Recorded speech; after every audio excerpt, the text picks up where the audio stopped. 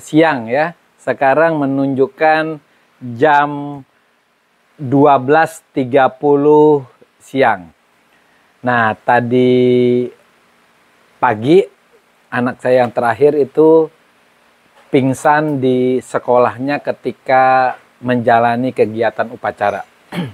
Sekarang kita berbicara soal apa itu pingsan ya. Pingsan itu sebenarnya terjadi karena seketika pas kita melakukan kegiatan sesuatu, salah satunya upacara, itu kita merasa pandangan kita terasa gelap ya. Akhirnya kita jatuh, mungkin bisa mengakibatkan luka pada tangan kita. Nah, beberapa saat kemudian kita akan tersadar kembali. Nah, sekarang kita berbicara kenapa orang bisa mengalami pingsan pada saat upacara. Nah, kegiatan upacara itu adalah kegiatan rutin yang biasanya dilakukan setiap hari Senin pada anak-anak sekolah ya, baik dia tingkat SD, bahkan ada yang tingkat taman kanak-kanak, ada SMP, SMA, kemudian bagi rekan-rekan yang PNS, TNI, Polri juga melakukan kegiatan yang serupa. Nah, sering sekali baik pada anak-anak maupun orang yang dewasa itu mengalami yang namanya pingsan. Nah, biasanya pingsan itu terjadi beberapa saat ketika upacara sedang dilakukan. Nah, biasanya ini tiba-tiba pandangannya berkunang-kunang, gelap ya.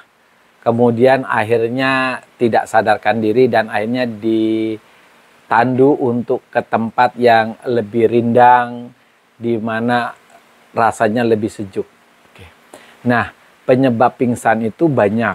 Pertama, penyakit-penyakit tertentu ya. Ada orang yang mengalami pingsan seperti anemia, kurang darah. Nah, yang umumnya terjadi pada orang yang dinyatakan sehat tapi mengalami pingsan adalah pertama, moodnya atau perasaannya kurang baik pada waktu sebelum memulai upacara. Tadi anak saya itu kebetulan dia dimarahi sama ibunya, jadi moodnya kurang bagus, rasa sedih, rasa kecewa. Nah, ketika orang merasa sedih dan kecewa ya, biasanya itu fisiknya juga mulai terasa. Kakinya dingin, tangannya dingin, kemudian mukanya juga agak pucat karena dimarahi. Nah, ini akan mengganggu kegiatan salah satunya upacara. Akhirnya fisiknya yang terganggu itulah mengakibatkan seseorang mengalami pingsan. Nah, penyebab yang sering terjadi juga adalah main atau pikiran kita. Sering sekali kan kita ketika pingsan atau kegiatan di rumah, orang tua atau teman kita itu selalu mengatakan kalau mau upacara jangan lupa sarapan ya. Mau sekadar minum yang manis atau makan roti atau sarapan nasi. Sehingga sebagian besar dari kita itu beranggapan bahwa untuk upacara berlangsung cukup baik, kita harus sarapan pagi. Nah, pikiran kita ini sudah memiliki belief, memiliki peta pikiran atau sesuatu yang diyakini bahwa untuk upacara yang bagus, yang benar, ya, agar persiapannya jadi sukses, bisa berlangsung dari awal berdiri sampai akhir, itu adalah dengan cara sarapan pagi.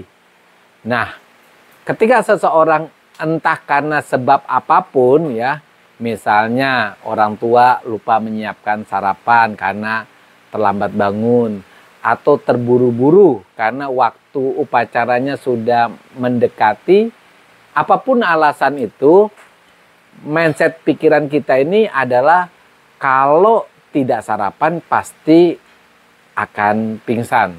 Nah, pikiran inilah yang membuat fisik kita akan mengalami gangguan seperti apa yang kita percaya. Jadi ketika kita upacara dan kita sadar bahwa kita tidak sarapan, maka fisik kita secara otomatis terganggu.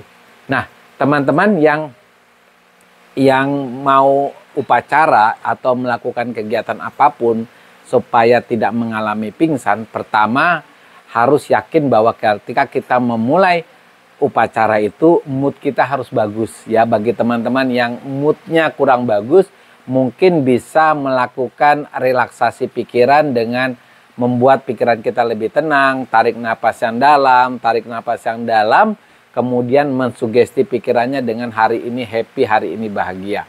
Yang kedua, ketika kita upacara tapi kita lupa sarapan, kita lakukan afirmasi, hari ini saya sanggup berdiri pada saat upacara walaupun saya tidak makan karena tubuh saya kuat dan sehat. Oke, lakukan dua hal. Pertama, buat mood kita menjadi bagus, menjadi bahagia, menjadi happy. Kedua, sugesti pikiran kita bahwa ketika kita tidak sarapan, bahwa tubuh kita, kaki kita, pikiran kita tetap terasa sehat dan kuat walaupun hari ini lupa sarapan.